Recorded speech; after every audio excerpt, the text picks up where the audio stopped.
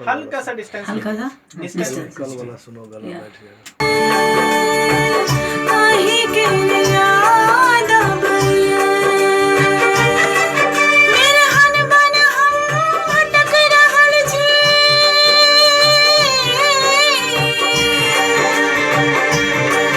मेरे हन बन हम भटक रहल छी।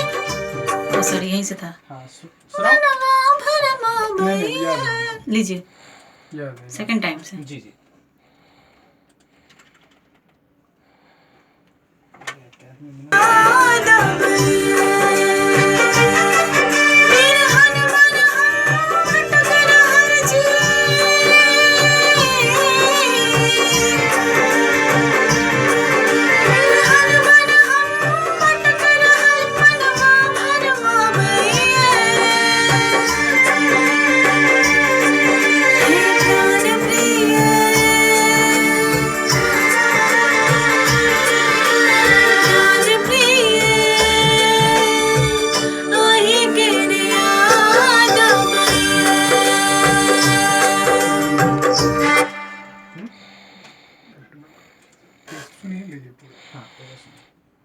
क्रॉस